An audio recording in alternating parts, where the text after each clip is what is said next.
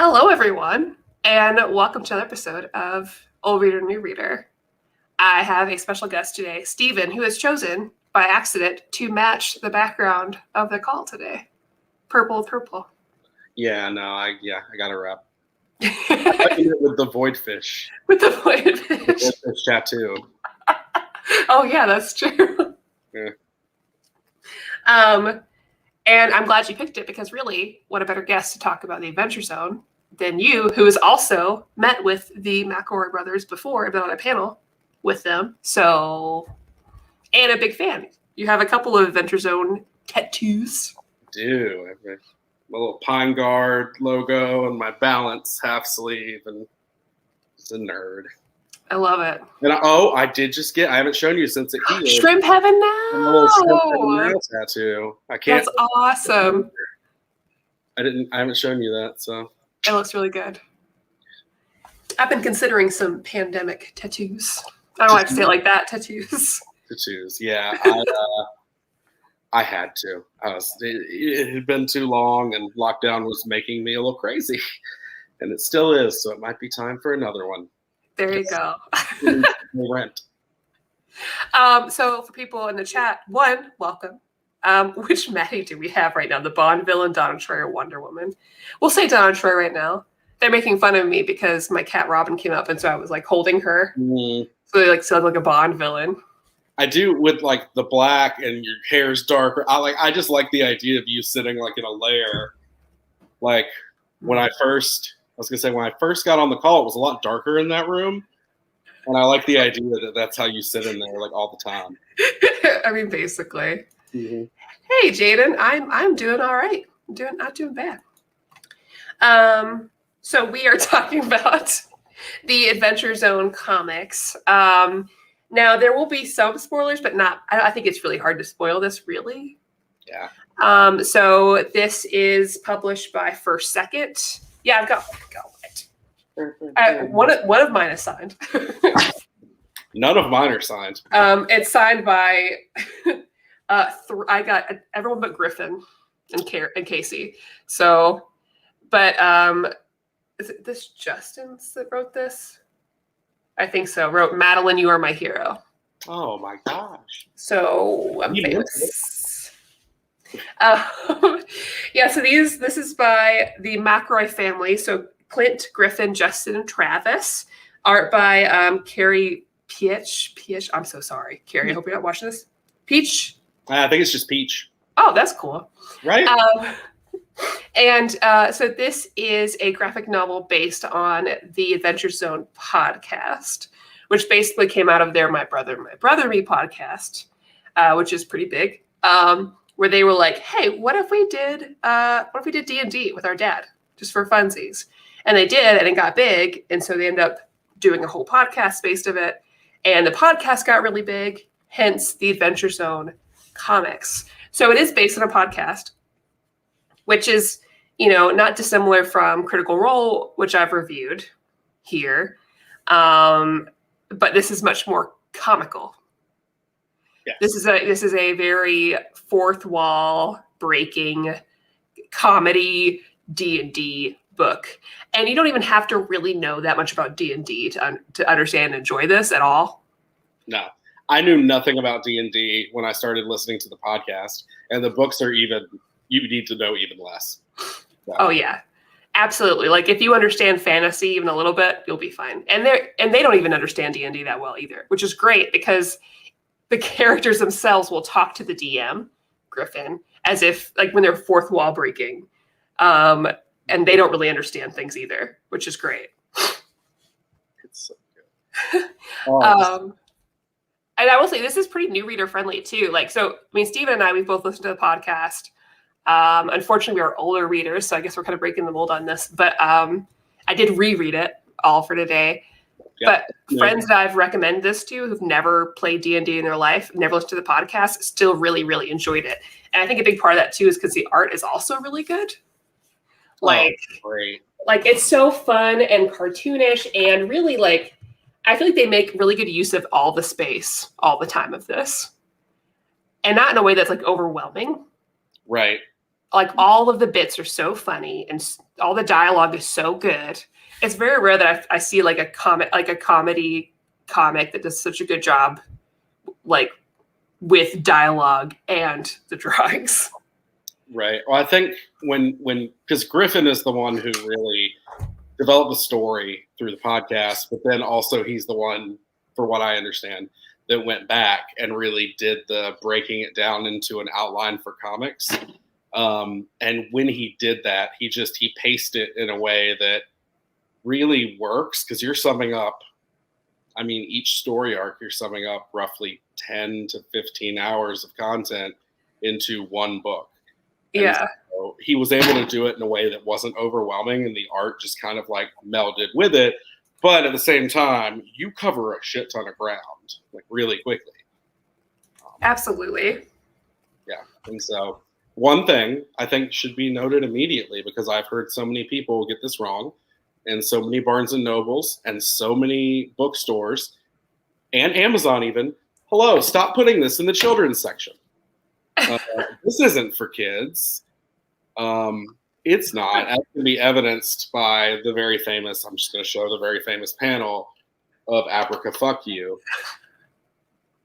This is not for the babies. Yeah, and I've heard people that like, oh, I had gotten this for like my younger kid or brother or whatever. And they're like, oh.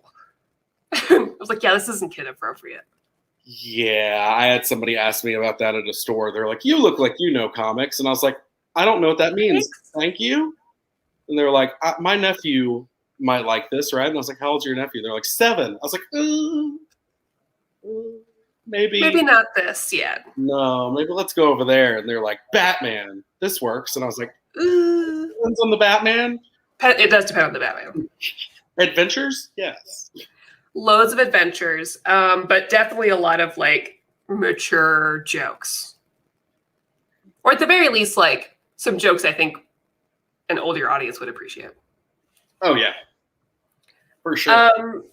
So I guess before we dig in, usually we do like a little summary. There's not an easy way for me to do this summary, but I'll do the very quick, like if I was trying to sell this book to you sort of deal. So it centers around our party members. We have Taco, the elf wizard. What's the class? I don't think it matters. You know what? If it doesn't matter to me, it doesn't matter to us. He's a wizard. And then, we have, oh my gosh, I forget his name. It's the ADHD. Thank you. Magnus Burnsides, the fighter. So good. And Merle Highchurch, our cleric. Yes. So we have, these are played by 2 brothers and their dad, which is great. So basically we start out as a typical adventuring party would in D&D, which means that they are on their way to do a quest to help someone out. We don't really get a lot of intro to how these 3 met, but that's not really important. Just know that they are an adventuring party that happened to meet and is adventuring together to go look for Merle's cousin. Basically, they're on a quest to go find out some things. And along the way, they pretty much just get involved in a bigger plot. So they get there. Again, I'm not trying to spoil a bunch of things, so I'm just going to be very quick about it, I guess. They run into some other people, and they end up being recruited into this thing called the Bureau of Balance that is looking for these really high, powerful artifacts. There's 7 of them. They're strewn about the world, and people who find themselves lured to use these artifacts, but will lead to just disastrous consequences. So they find the first one, and they're like, okay, you 3 goofy guys, you're really helpful, I guess. Come on and join us here on the moon to go find these artifacts. And they're like, do we get dental? And she's like, okay, yeah, I get dental. Like, all right, we're in. So each arc basically so far is centered around one artifact each, which makes it very, I think, like digestible, really. Yeah. So it's all in different kind of places. And this isn't your typical fantasy either. You're going to find some more like technologically advanced parts to this, because the second one is on a train. Mm-hmm. Murder on Rockport Limited. And the third one, Pedals to the Metal, obviously has cars in it and elevators. Like some sort of Fast and Furious, like D&D, wonderful thing. Yeah, so there's 3 books out so far. The first one is Here There Be Gerblins, which is a much more typical, like, fantasy-esque. They go into the cave, they're lower level, they're fighting goblins. They do some funny charming of different people. They fight a wizard. Magic Brian. Magic Brian.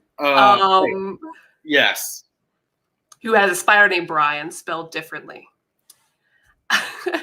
And they get help of a really cool lady orc, and they also make a friend named Barry Blue Jeans.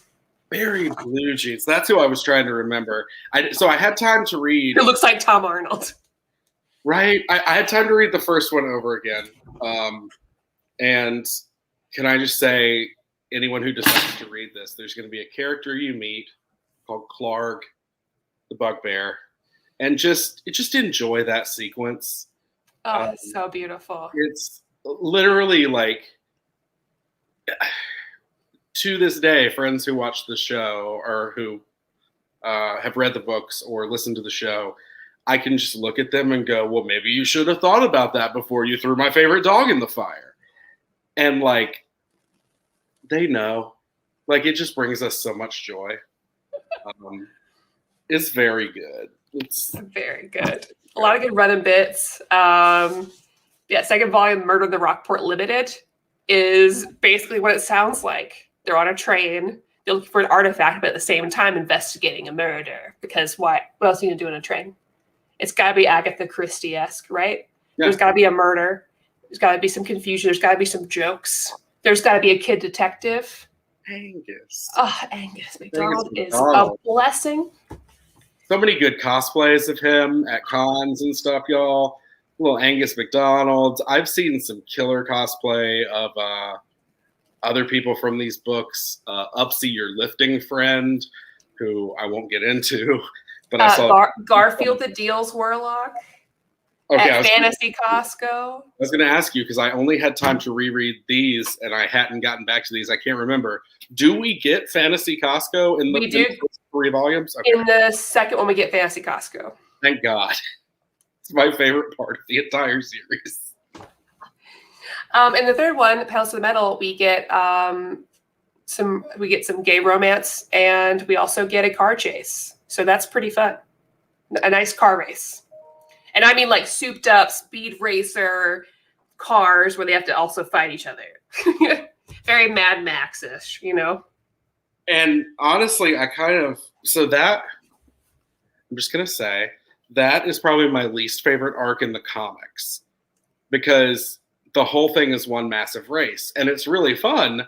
But when you're listening to it, you have to be so focused to picture what's going on. Whereas which for 2 ADHD people is not always easy. So hard. I'm just so like, wait. Hard. I need pictures. I thought that person wasn't in the race anymore. And then they split up and you're like, well, what's up here? And what? So the good thing is like Carrie Pietsch's art and like drawing it. Like, I don't think at any point I was like, wait, what's happening? Who's gone? Where's this? Oh, so helpful. And I mean, like, this stuff is so colorful and fun. Like, I'm trying to think of, remember that cartoon by Hanna-Barbera that had the race?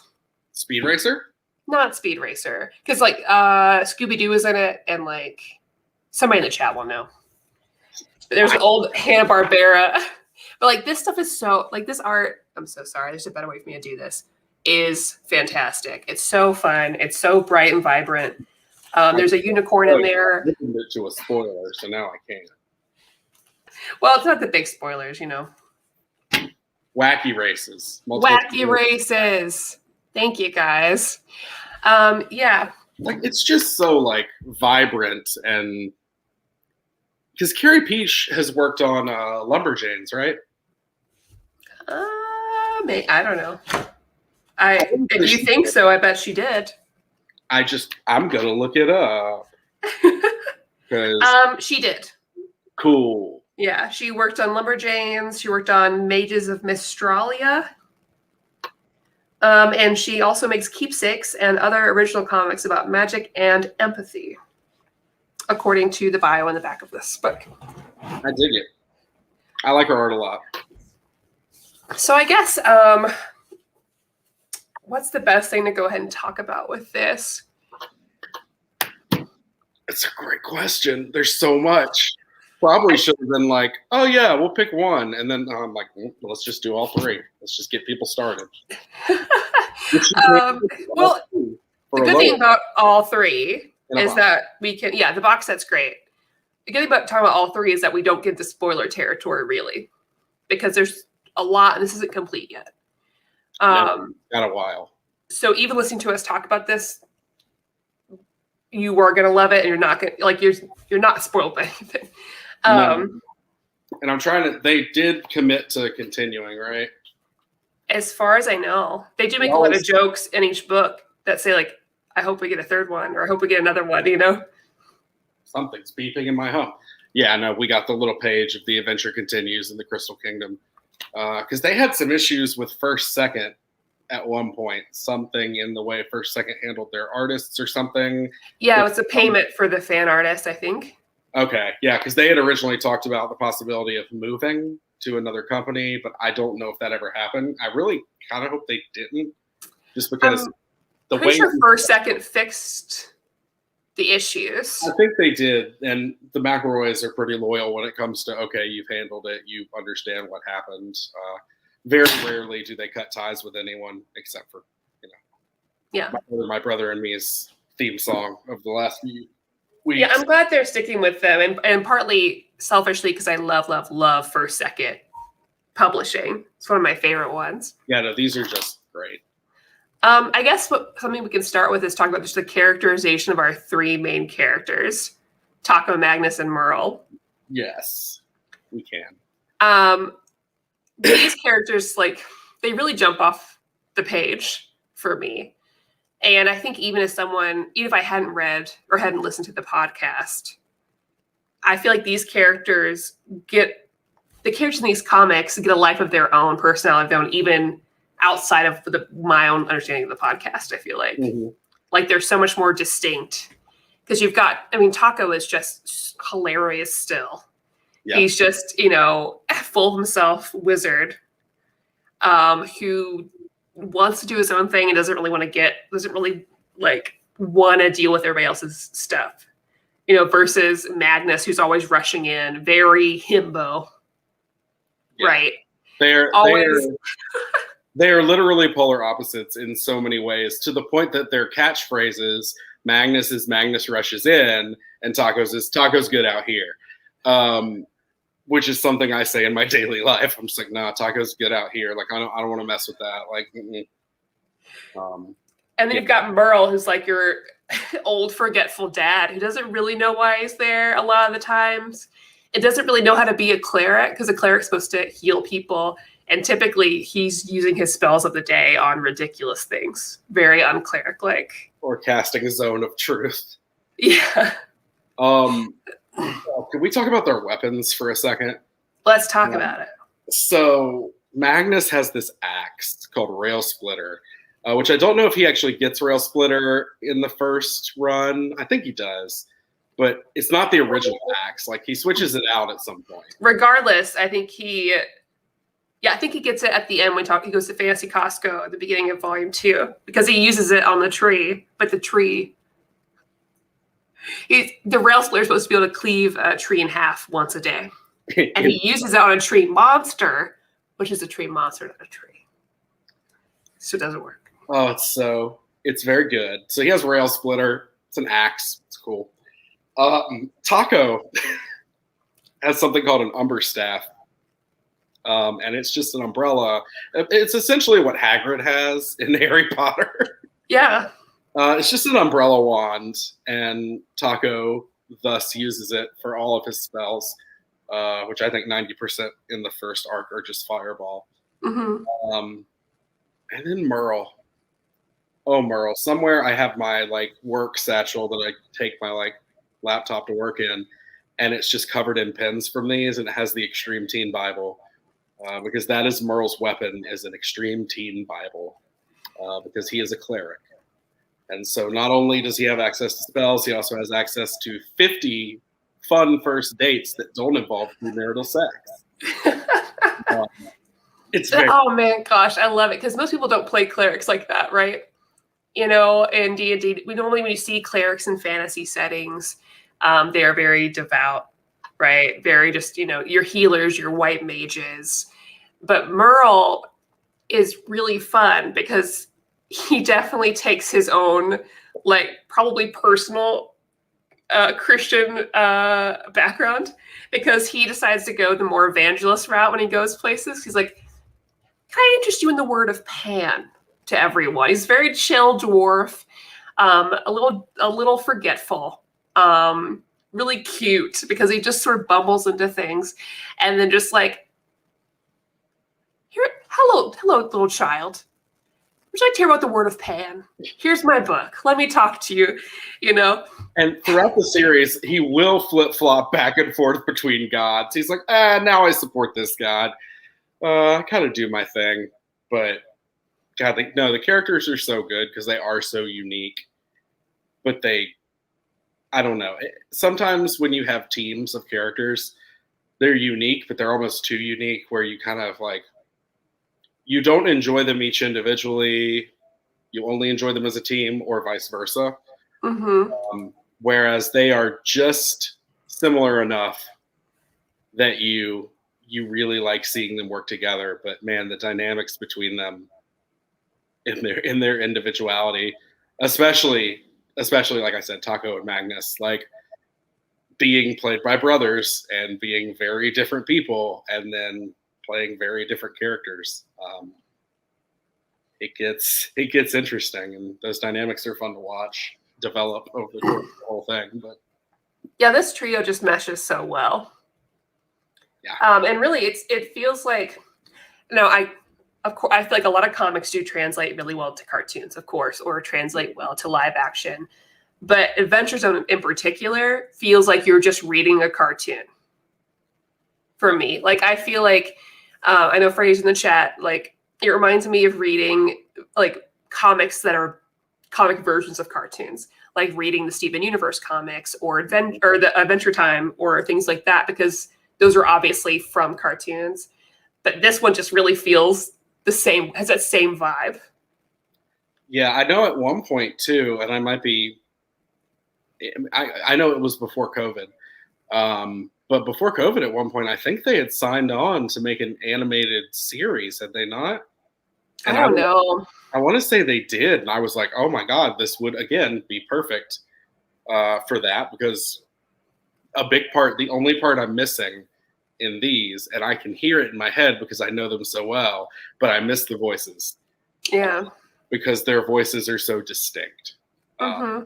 But other than that, like, it's just, yeah, I mean, it translates so well. Yeah, I think this will definitely lend itself to the animated series if they do. Which if they do, they'll be like following in the footsteps of Critical Role, which is a podcast that also has a comic that's getting a animated series, also a D&D one, but a very different kind. And those comics are very, very good. That was a 10 out of 10 for me personally. And I know that the animated series will be really good too. But the episodes for that podcast are very, very long. And again, I have ADHD. And I can watch a lot of things, but that's a little too long for me. But the Adventure Zone is not. It's perfect. Real quick, we do have a good question from Jaden. It's one of my favorites here. What would you name your magical weapon if you had one? I feel like it's really hard not to make a sexual joke. Mm-hmm, mm-hmm. Are we saying we can't? Are we? I'm not saying we can't, but I think it's hard to. I think first you have to figure out what your magical weapon would be. Let's see. What would I don't know, you know me, what would my magical weapon be? Because yours would be moose. My pug. Yeah. No, I feel like I would want something like I would want a large like barbarian-esque weapon. Mm-hmm. But I would want it to be like too big, like a little ridiculous. Right. And a little cutesy. So it's like scary but cute. So you want to be Cloud from Final Fantasy VII? Yeah, where's my broadsword? Yeah. Because I'm a broad. You know. Also, the podcast, all female cast called the Broadswords. That's true. Very I good. feel like yours would need to be something that like people wouldn't think was a weapon, and you're like, surprise. That's very true. Oh God, I don't know. You know what'd be cool? I have weapons on my body in various tattoo forms just to be able to like, ha! That would be cool. But in my head, they become bigger, but maybe they just stay the same size. And they're just like, Is there a superhero is there like a big two comics character with powers like that? There's gotta be, right? I know there's like a tattoo man who's like in Black Lightning, but I don't think things happen with his tattoos. They're just there. yeah, I don't know what that would look like, but I mean, I have a little dagger. I could just like fight. I have a little shrimp. I could throw at someone with a shellfish allergy. And like, that's a very specific one. But if I got in that situation. I love it. I think that's great. So, yeah, I don't know what I would call that, though. Ink man. I'll have to think on it. Yeah, I need to just. Yeah. Freddie has a recommendation, which is the complete Mass Effect. That'd be a good review episode. I would love to. I need to read it because I love Mass Effect a lot. I have never touched Mass Effect in any way, shape, or form. Oh, you should. There's dating in it. See, I would get so wrapped up. I would never complete the game. I'd just be like, no, I want to see how many people I can make fall in love with me. There's a limit because, once you're dating one, Oh, so they don't allow for poly relationships? I don't think so. Wow. Not like Dragon Age does. Wow, BioWare. All right. But I was able to romance Garrus and Liara at the same time in Mass Effect 2 because Liara was in DLC, so it was okay. Oh, okay. I thought I could have just been into it. Garrus is my number one main man, so. Okay. What? Does Elliot know? Or? Yeah, he knows. Okay, cool. I'm just making sure. He knows about my BioWare husbands. I'm very serious about them. And Jaden said my magical shotgun is called the Kisser. I like it. I think that's good. Ink. That's the one. Ink is an X-Men who has tattoos on his body that grant him several abilities. Yeah, and then Hayden said the same thing. A different power from each tattoo. That's cool. Yeah, my power here is a bird. I don't know. Like, this is a hot sauce tattoo. Does that do anything? Makes you all spicy. I'm already all spicy. That's the. Oh, Bobby! Oh my God, Steven got on that Mass Effect. I know he'd love it. I've been told I should, but like, Maddie, you're gonna laugh because we've been talking about this literally. I think mostly even on these shows for like 7 months. I'm still playing Ghost of Tsushima. Like I have a baby, and that's fair. That's fair. You're getting a lot of heat in the chat. How many husbands does Maddie have? She would talk about Roy Harper. My number one main man, Roy Harper's left the chat. I have a lot of husbands, okay? I got a lot of husbands, a lot of waifus, okay? My BioWare husbands are different than my DC husband. And I'll say that I have one DC husband, and that is Roy Harper, who is alive. And that's all. That's like the best news of the day. Is he alive? He is alive. Okay. He's back. He was undead and like a weird zombie skeleton guy for some reason before, but he's alive now. Okay. As of today. Okay. I've been away for a long time. I had to sell off like my entire comic collection recently. So like I'm like, what happens? Books? What? I'll fill you in. There's nothing that big. Okay. DC's doing something. I didn't even read the rest of the issue yet. I just read that page. I'll be honest. Because you're like, hey, you want to do a book? I'm like, yeah. How? I have. Well, we would buy you the digital copies. Oh no. That's the agreement of being on here. But you already had one, so. In that case, next time every week. I need those digital comics. Maddie needs a Marvel, Star Wars, and problematic husband now. What do you mean? Problematic. I'm assuming SW is Star Wars, but I read it as sex worker. So that's just what part of Twitter I'm on. Probably Star Wars, but Yeah, I don't have a Star Wars husband, I guess, but well, maybe Loden Greatstorm from the High Republic, because he's a Twi'lek and he's very cool, but like a handsome Twi'lek and not one of those ugly Twi'leks. You have a Twi'lek thing. I love Twi'leks. I mean, I get it, because they could use those head tentacles for anything. But I wasn't thinking about that. yeah, me neither. Yar, we can't get into comic book waifus. Yara Flor can ride this Pegasus. Yeah, I can't narrow down comic book waifus because there's just so many wonderful comic book ladies. I mean, you guys know I love Diana a lot. And I love Red Sonja a lot. But there's other Amazons. You know? Oh, Gideon. Oh no. Hopefully I don't kill him off next issue in the next few issues. It's possible. DC does not really care for a lot of the OG Titans outside of Nightwing. You know? They're just like, forget all of them. You can all be alcoholics. Basically what happened, right? Roy dies, and they're like, y'all are all alcoholics now. Okay. Those Uggo Twi'leks, turns out Matt was a problematic husband all along. Mm-hmm. Yeah. Maybe the real problematic husband was the friends we made along the way. Yeah. Well, I guess we should at least finish talking about the Adventure Zone. Sure. So I did look up, just because I know you're chomping at the bit to know this information. Yeah. I don't know what the information is, but yes. Crystal Kingdom is set to be published in July. So they're staying on their 1-a-year schedule, even with COVID, because I think they still dropped Pedals to the Metal last year, right? Yeah. Or was it it might have been 2 years ago. Nope, it was last year. It's always July of each year, so.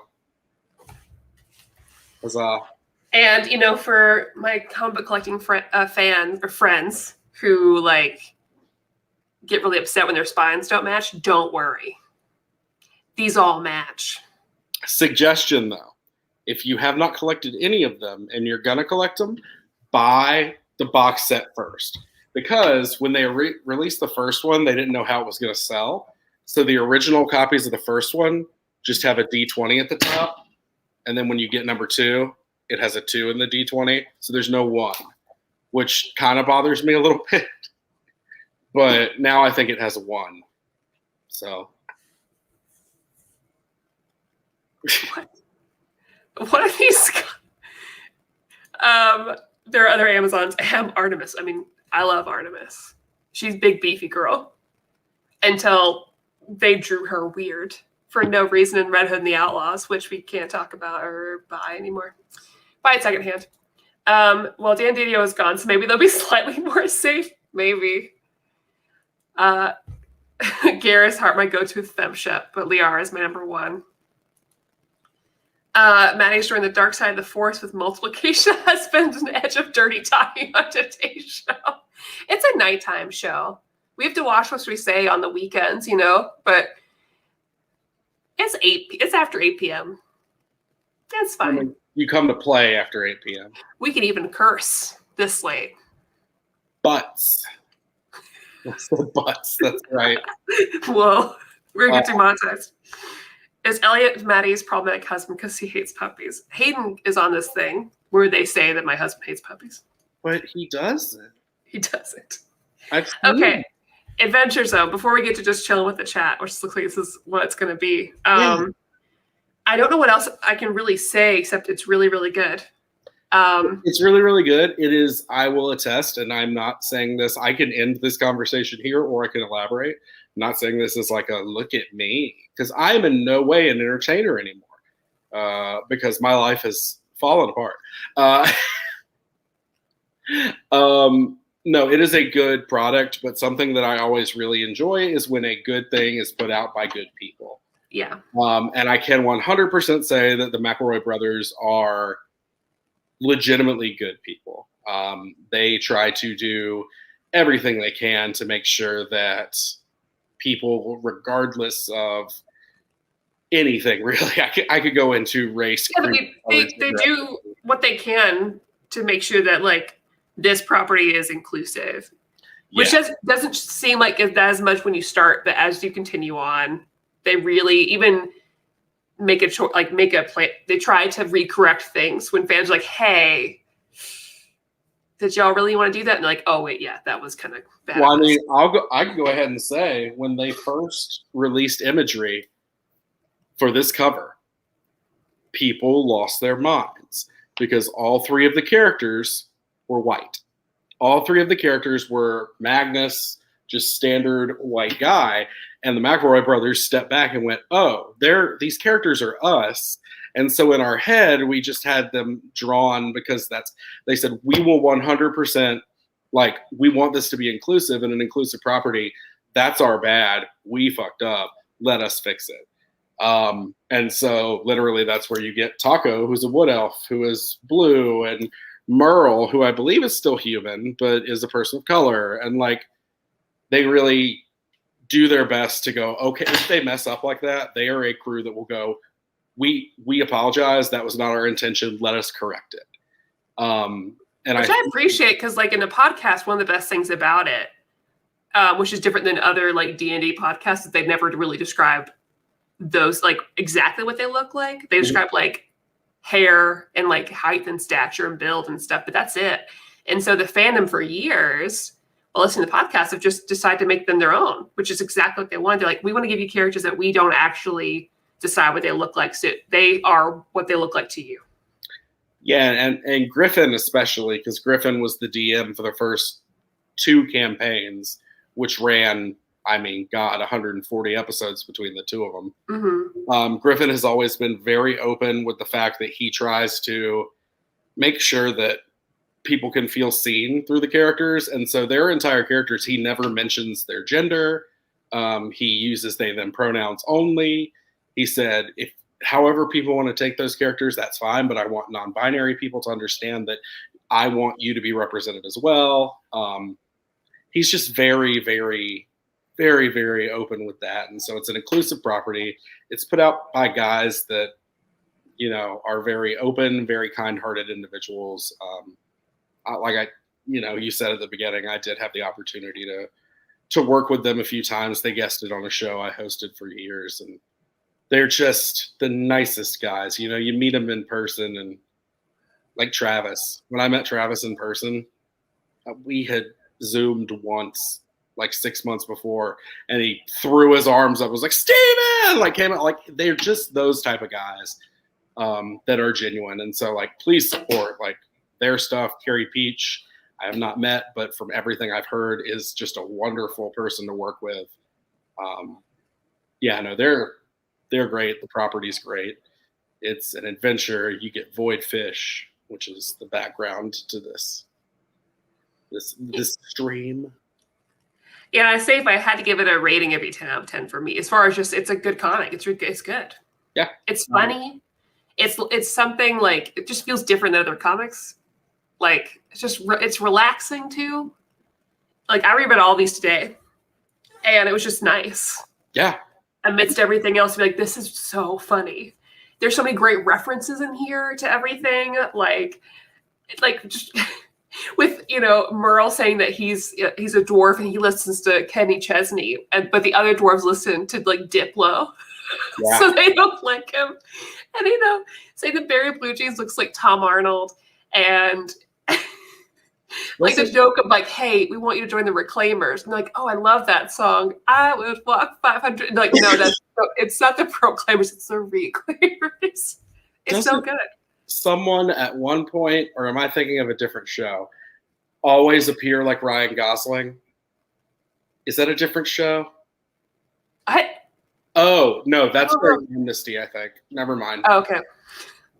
And I do want to add too that like they have been working on other comics too. So like since this, the McElroys did work at Marvel during War of the Realms.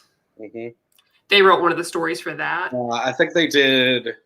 There's a baby mystery. Yeah. Yeah. And Clint also worked on. He did a Miss Marvel and Captain Marvel tie-in issue.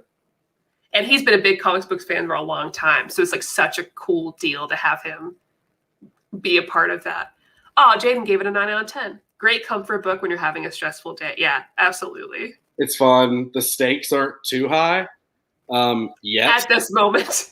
It gets heavy later. Oh, by the end of the series, like, that's the thing is I will say, if this does interest you and the show interests you, the podcast, start listening. When it started, the first Here There Be Gerblins, that whole arc is just kind of them goofing off and like having fun. But by the end of it, you can tell that they're going to make a good story. It's going to go somewhere.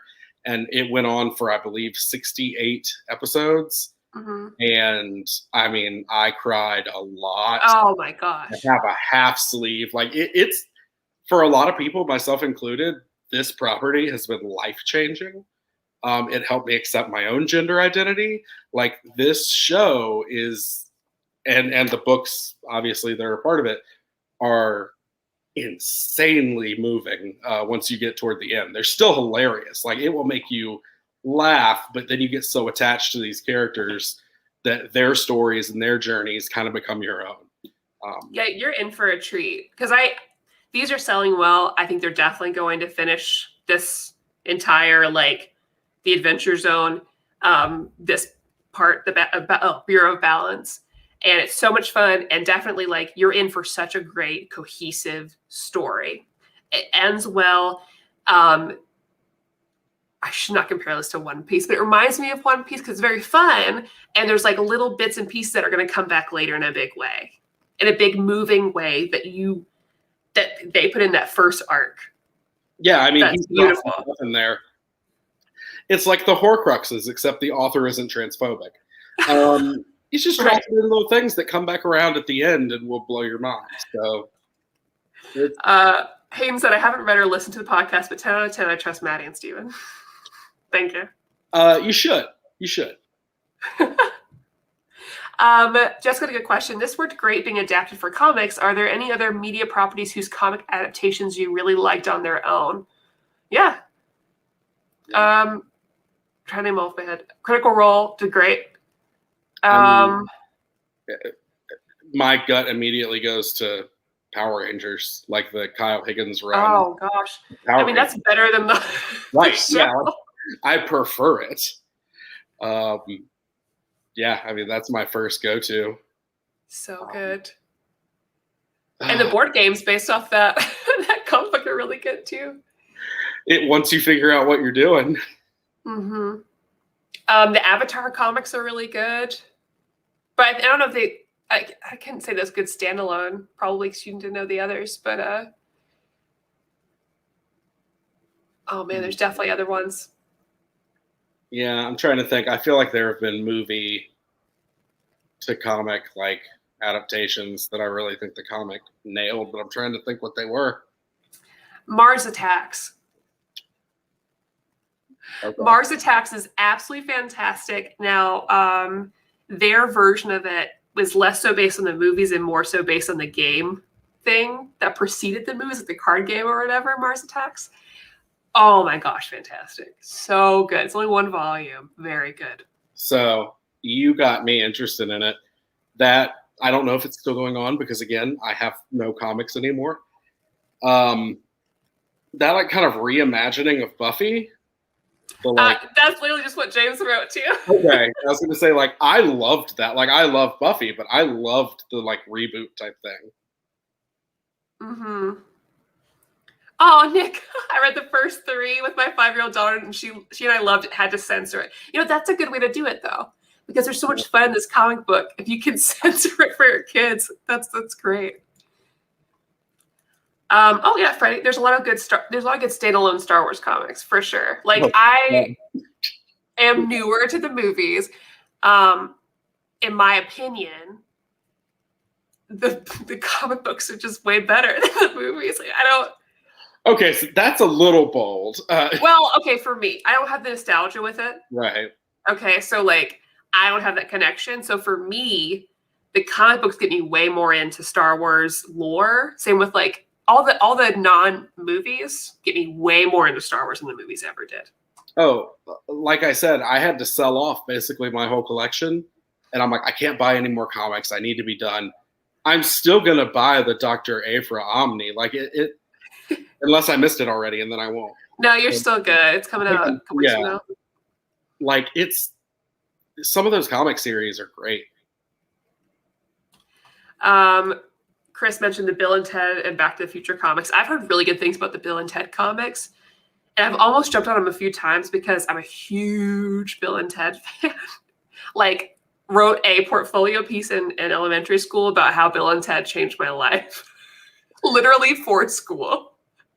I have, you know what? Never seen them.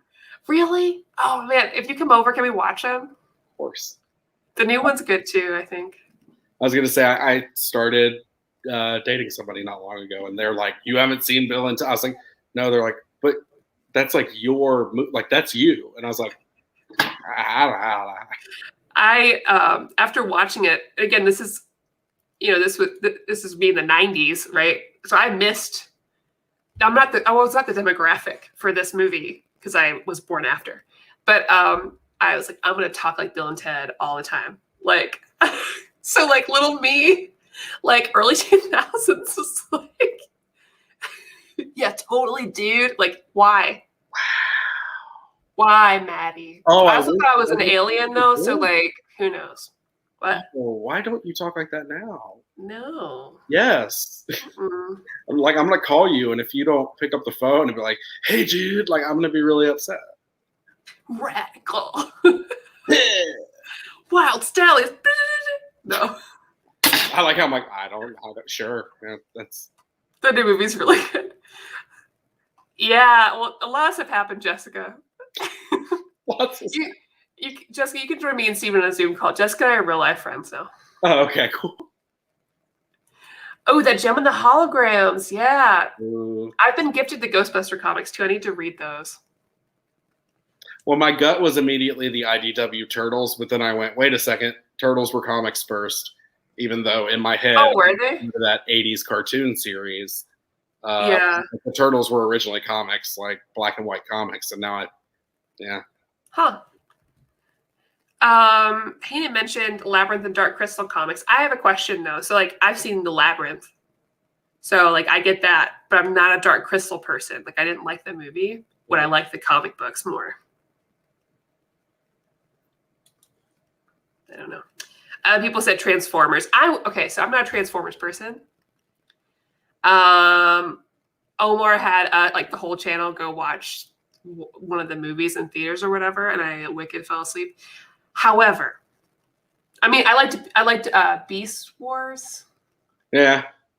When I was a kid, but I really do want to read the comic books because I've heard good things, and that could change things. Because like honestly, there's series that I'm like, I'll never like this, and then I read a comic book that I like about. I'm like, I love this. Same with Superman. I was like, same with comics. I was like, I'll never read comic books. That's too much for me.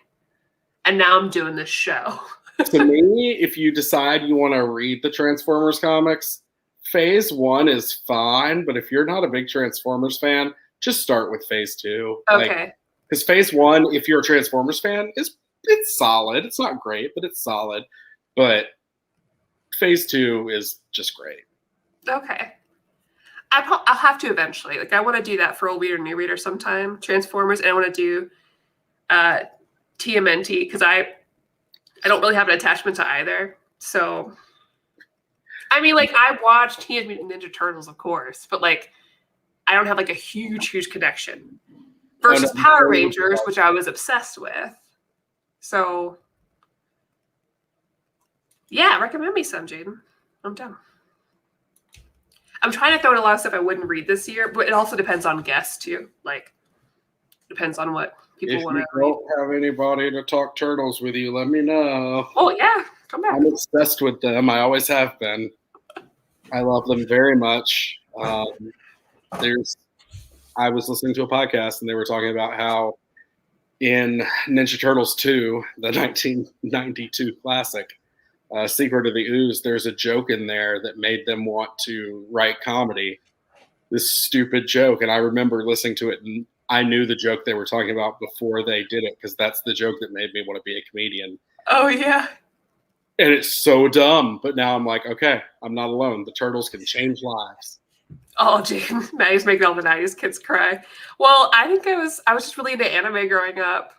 So like I was into that more. So we need like a childhood trade-off. So like we need to do like two competing, like we need to do two shows together. More than that, but like one where I read like Teenage Mutant Ninja Turtles and one where I have you read like Sailor Moon or something.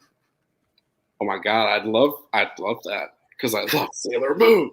Well, the cartoon I've never read. I don't know. The comics are like a little heavier, I feel like. I mean, you know, I love heavy. They also don't pretend that anybody's like not gay, which is good. Yeah, I was gonna say. I mean, Taylor Moon. No, Sailor Moon it's very gay. I support it. Oh, James wants to know what the joke is. It's really dumb. That's fine. So, in spoilers for 1992's Teenage Mutant Ninja Turtles 2: Secret of the Ooze, at one point Raphael has been kidnapped, and they're holding him at this little like abandoned junkyard facility, and they're like sneaking around, and they're like, "It's too quiet," and Michelangelo goes, "Yeah, a little too quiet." And so like they walk over and they see somebody and they're like, "That was easy." Michelangelo's like, "Yeah, a little too easy." And then they see Raphael and they're like, "It's Raph." He goes, "Yeah, a little too Raph." So stupid. No, that's good. I like it. As a joke, I was like, that's comedic genius. I want to be a funny person when I grow up. And I'm not. Yes, you are. Xena finally owning its gayness for the comics made by Heartgrow 3 sizes. This was my childhood. Yeah. They're actual gay in there. Y'all, can we talk about, though, the guy that played Hercules? We need those comics to retcon that entire man's life. He said some real QAnon stuff. Like, Lucy Lawless. You can't say that because people in the comments are going to be like, Maddie's too Holly woke. Oh, sorry. Yeah. Last week, it was a bunch of like, Maddie's always reading the woke books. I was like, what are you talking about? I just read books. Calm down. I love all books. Woke books are cool. Like, yeah. People got really mad at me because like I was like, yeah, I hope they do. I will gladly take Gina Carano's spot when she's fired. And then she was. Honestly, I would love to see you play. I could be Cara Dune. You could. I too am a thick lady. You like buff. You'd kick my ass. Yeah. A lot of people were like, Mel, Maddie, you're really strong. And I was like, no, I'm overweight. I just look real strong. Yeah, that's what I see. And I tell the opposite to my doctor. Like when I go in and they're like, hey, you need to lose some weight. I'm like, I'm just really strong, doctor. I'm really strong. And I'll run out. And then my cholesterol just keeps going up. So I really need to fix that. You know, it happens. So we have some more time to chill. So, Steven, since we last hung out and spoke, sure. I have now gotten into Star Wars, which is a big change from the previous time we hung out when I was not into Star Wars. Yes. It all happened very fast. I'm very excited about this because the last time we hung out and spoke, I believe, was in person. Oh, that's amazing. Yeah. I got a good 16 to 20 pounds of muscle in quarantine. It's all muscle. It's great. Yeah, I believe last time we saw each other was in person. Yeah. Like being real friends. And so, yeah, it's been a while. You made me watch The Mandalorian because you were like, this show's good. All other Star Wars is not good. And I was like, okay. That's not what I said. I think that's exactly what you said. No, I don't want the internet to come for you. Yeah, you were not a big fan. And then like you texted me a few months ago and we were like, Star Wars, everything. And I was like, okay, cool. I like this. But we haven't gotten to talk since then. So what happened? What occurred? So I'm not sure exactly what started, but basically, like, because of The Mandalorian, they were starting to do some stuff from like the other series. Sure. And I was like, well, I gotta know, because I'm not gonna be able to appreciate it unless I know completely. Okay. So I tried to watch Clone Wars. I didn't get too far. I think I will go back and try again. I wasn't really as into it. But then I watched the Rebels. And I love Rebels. Loved it. And so then from there, I was like, I need to know everything about everything. And so I played Fallen Order and beat that. I watched like timeline videos of what else canon. And it's perfect timing because High Republic was starting. And I was like, okay, well, I'll try it. But then I was hyper fixating. So I pre-ordered everything and bought everything. Oh, yeah. So reading through all of that, I haven't finished the latest book. And then got back into KOTOR 2 and finally watched episode 6. I was gonna say, last time we saw each other, you were like, oh yeah, no, I never saw Return of the Jedi. I was like, okay. I think that's my favorite one. I really like it. Oh, of the movies, I think it's my favorite one. It's really fun. I mean, it was my favorite one growing up. Because it's for children. I just thought there's a lot of fun stuff in it. No, it's a fun movie. It's too fun. They gave me Empire, where it was like, hey, Steven, remember, for your entire growing up, nothing is good and everything is bad. And you'll find out that your dad's a mass murderer. And I was like, oh, cool, 666. And I didn't, which was a bummer. And he often died. And now I'll never know. But, I'll tell you, it built me up to really think things were going to be dark. And then they brought in the little teddy bears with the spears. And they're poking everything. And to this day, the saddest moment in film history is in that movie. It crushed my spirit when there's an explosion and the two Ewoks go flying. And the other one sits up and tries to shake his friend awake, and his friend's dead, and he just goes like, huh, oh, and it makes me sad. And now I'm gonna cry here on the internet because of that sad Ewok thing. Stop it. Yeah. Yeah, Elliot had to warn me before that moment. I was like, okay, thank you. Maddie, some dark stuff's gonna happen here. You need to settle. It's gonna be okay. Not for anything else. Not for anybody else dying. Just that. Oh my god. Catch up. Maddie has found the way. Thank you. Mm-hmm. I wasn't there, but that's totally what you said, Maddie. I heard it. Mm-hmm. And Jaden referring to the internet coming for me because of Star Wars, probably, which is very likely, even if I eventually make a Star Wars video, because you know how they are. They said the internet already came for Maddie with Nubia. Yeah, they did. Those guys were like, I was all respect for you. I'm like, okay. Okay. You only care about woke books. I read books about ladies with big boobies too. Y'all can chill. It's fine. That is how you responded, right? Yeah, I was like, I read Dynamite books too, guys. Chill.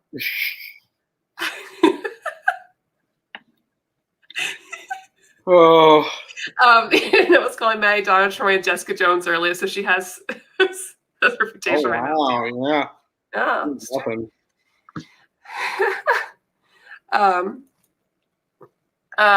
I'm loving the movies, but I'm not sure I start with the books. All I read was Thrawn series and tried X-Wing. Any recommendations? I really like the High Republic stuff. If you're looking for comic books, everyone says Darth Vader by, is that Jason Aaron or Gillen? Kieran Gillen. But then it says I'm on the 4th movie or the 5th movie. Okay. So Kieran Gillen's Vader takes place between the 4th and 5th movies. And it is perfect. And then Charles Soule's Vader takes place between the 3rd and 4th movies, and it's also amazing. So either of those Darth Vader books, you cannot go wrong with. I honestly think those are still the best 2 Star Wars series I've read. Are they my favorite? No. Are they the best ones? Yes. like, because I'm me, and I'm like, but Dr. Afra, like, it's fun. But as far as quality, like, yeah, you really, yeah. Don't worry, Steven. I was sad too when I realized I couldn't be like Batman because my parents were still alive. I'm halfway there. Yeah, Steve and I both have dead dads, and so we unfortunately make some really inappropriate jokes about it a lot. Well, it's a little club that you join, and it's all about the dark comedy. Like my friends had me watch Ghost Rider, and his dad dies in a motorcycle. My dad dies in a motorcycle. I was like, thanks, guys, which makes people feel really uncomfortable, but I use humor as my coping mechanism. Yeah, it's a mechanism. And so my friends were like, oh my God, I'm sorry. I was like, no, it's cool. It's been like 15 Whatever. years. Yeah, no, anytime somebody dies of a heart attack, I'm like, well, just like my dad, thanks for making me watch this. And people are like, oh my God, I'm sorry. I'm just like, yeah, you should be. And it's really inappropriate coping mechanisms we both share. Oh, literally the person that I've just started seeing also Dead Dads Club.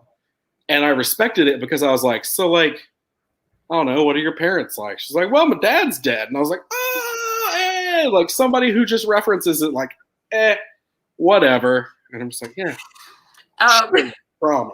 James had a really sweet comment. Stevie said that you weren't a comedian, but you're very raw because you made him laugh and smile. Oh. That's all I aim to do in this life. You know. Bryce said Empire fans all the way. These return peeps week. Yeah. No, that's historically and factually accurate. I love me some dark comedy as coping mechanisms. Thank you. Yeah, my main goal in life is just to get by. And sometimes dark humor is how you do that. Literally. And I say this not so the internet feels bad for me, so that you can know the amount of dark humor in my life. Dead dad, that's just the tip of the iceberg. Like in the last 3 months, it's like, well, I'm getting divorced. I had to move out. Work's real tough. They thought I had cancer, which I don't, thankfully. But like all these things. And I'm just like, the whole time I was just like, I'm just going to make jokes about all of it. And so my favorite thing to do is when I'm at my ex's house, like picking up my child, just to be like, hey, you could have had all this. And look what you did. You walked away. You walked away from all this. Stop.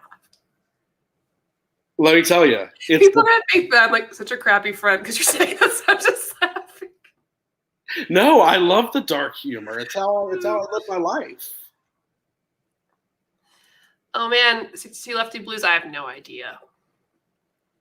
Tell me the trade paperback of DC Showcase are ever reprinted. I'm not sure, actually. I don't really read the DC Showcase stuff. But maybe Omar would know. I got it. Jada, my dad left to go get pizza and I'm still waiting for it. Oh, Carly, I'm so sorry. I just can't.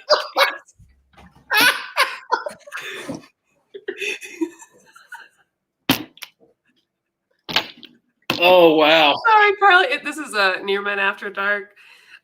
We did talk about the comic book. It is a 10 out of 10. It's very good. Yes, very good. I recommend it. Oh my God. That was amazing. Justin said, man, well, what a hell of a ride with these last few months, Steven. Glad you're pulling through. The way you're talking about is making me laugh, though, LOL. Oh, yeah. That's what you got to do. Jessica, don't worry, Carly. It's no cancer. Yeah, it's not cancer. I should have been more specific. You walked away from all of this, meaning my mental health. Man, same though. Yeah, we're getting deep in our feels tonight, everyone. Hey, everybody, welcome to Near Men After Dark, where we discuss in dulcet tones our own mental health, how we've all been doing. I feel a lot better now that my comfort character is alive. So that's a term that I've been seeing on the internet a lot lately, and I think most of it is like the term comfort character, and most of the time it's like teenagers or preteens talking about anime characters that they're a little too obsessive about. Sure. But I think I still like that term though, comfort character, like those characters you like reading a lot that are very comforting. Yeah. And I feel that way about Roy Harper, which is sad because he is an addict with a lot of problems. I mean, Yeah, I mean, for me, it's Nightwing. It is. I just always feel comforted, which makes me sad because my next batch of things I'm selling. Hey, everybody, if you're in that Facebook group, next batch of things I'm selling, I'm having to sell my new 52 Nightwing Omni. Oh yeah. And like, I liked that run, even though a lot of people didn't. But no, that's one of my like that character, or legitimately, and I have you to thank for this. Just anybody that Terry Moore has written. Oh Um, yes. I just, those are the only things I have not even touched to sell is anything by him. Like I can't, all the fancy Omnis. I've got the like, hey everybody, let's go on an adventure. I've got the like Art Nouveau prints framed in the little dining area. Like that's all my comfort stuff is like anything he does. Yeah, I'll never forget talking to him and actually crying. And so he hugged me. Because, I love his stuff, but people say that representation doesn't matter or whatever, and those people suck. It's after hours, I can say that. Because, like, yes, I identify with a lot of characters. It doesn't matter if they look like me or not. If we don't have anything in common or not, I still love them and I still appreciate them. Superman's not me, but I love Superman. Right. Even though I said I would never love Superman. But in Strangers in Paradise, I find someone character that looks like me, like my body type. And she wasn't mocked. And people thought she was beautiful and sexy. And I was like, oh my God, like this, like I remember talking about, like, I just really appreciate, I've never seen anyone that looks like me, my body in a comic book or any media, really. And just, I was so thankful. And I just started crying. I was like, it just means a lot. And luckily this was after I interviewed him, so we didn't get on tape. But he was so sweet. He gave me a hug. I was like, thanks. I just like, so new girlfriend again was here, showed the art prints, and she was like, dang, the brunette is like, yeah. And I was like, you need to meet my friend Maddie. She would love that you just said that. Absolutely. Oh, well, I love Terry Moore. It's great. It's wonderful.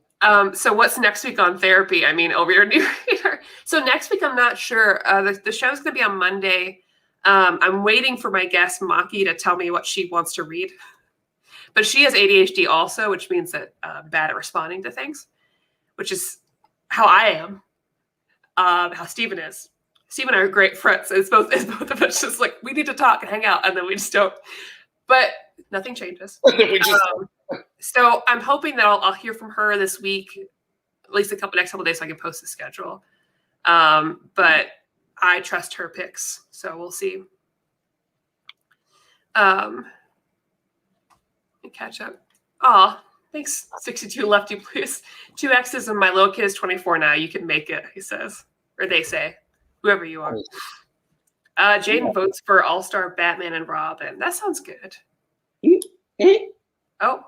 Is there somebody problematic writing it? No, it's just I just like to make fun of All-Star Batman and Robin. Oh, okay. That's I'm the goddamn Batman. Like that's Batman and Robin. So I just like to say that all the time. So I do know that.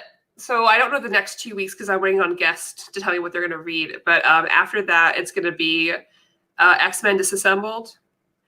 And then for the final week of this month, it'll be a Patreon vote, and it'll be I need to put up the Patreon vote, but it'll be between a few different Star Wars books. So regardless, it will be a Star Wars thing at the end of the month. I just don't know which one. Hopefully, it's one that I have easy access to because I don't have the money for it. Jane said, my character Spider-Man is out here looking like an Overwatch reject now. Oh, because he has new costume and stuff now, right? Oh, I didn't know that. Is it bad? I don't remember. It's a different color, I feel like. I'm behind on comics. I mean, like I know about Roy today, but like, and I have a pull list for Star Wars, but I don't have anything for anything else. Also, he's doing a puzzle, you guys. Oh yeah, so ADHD. So I'm doing a puzzle. I'm doing this Mandalorian puzzle. Oh, that's cute. Look, wait. My little baby. He's a little boy. He's my sweetest little boy. I did look it up. The Adventure Zone is still greenlit for an animated series. The pilot will be on Peacock. Okay. They're developing it now, so. Hopefully soon. I gotta find the Spider-Man costume. Oh, Jesus Christ. Oh my God. Hey, everybody. Let's have a conversation. Spider-Man, great character, if not a little like overdone at this point. Love him. In my selling of books, the only books I've really kept other than Terry Moore are my epics for Spider-Man. Love it. That's This is not Spider-Man. This is doo-doo butter. Like, I'm not okay with this. Like, this is... designed by Dustin Weaver. Hey, Dustin Weaver. I feel bad. Maybe I should know your name. Because it says you're a superstar, and now I feel kind of bad. Because I can't think off the top of my head of who you are. Oh, you've done everything. Sorry. I don't care for your Spider-Man, sir. I'm sure many of your things are good. You know what? That's the nicest way to say that. We get a lot of people on here that's like, that comic is garbage. I'm like, oh, maybe there's a different way to say it. But that's not for me. Yes, it took me a second. I had to have my initial emotions. Now I will say, Mr. Weaver, I do not care for your Spider-Man, but I'm sure many of your things are beautiful. I'm sure I could Google your art, and I would be very pleased. I just agree with the Overwatch reject comment. A little too much. And to answer the question of Carly in the chat, I subscribe to Peacock. It's free, right? All I know is that Saved by the Bell is on it, the new one. It's not free. No, I pay $10 a month. Is it worth it just so I can watch The Office? Yeah. Yeah, but no one should subscribe to Peacock. Don't be like me. All right, so we are a little bit over time, but it's worth it. But about time to wrap up. Well, first, I want to say a big thank you to Steven for hanging out. Thank you for letting me hang out. I have no friends or a life, so this is great. You should come back for Star Wars at the end of the month. Oh my God, you have no clue how much I want to do that, and you better reach out to me, because if you don't, I'll think you hate me. No. If I forget, it's only because I have ADHD, because it happens a lot. I'll be like, oh shit, Kristen, I'm sorry. Everyone remind her. And thank you all for hanging out. I really appreciate it. And for just chilling with us, because really the end of that was just chilling. And it's fun. You know, lots going on in life. And I always feel really good after these videos, which sounds really dumb and cheesy, but like lives are just really nice. And I like chilling with you. I always feel better afterwards. I don't think that sounds more cheesy.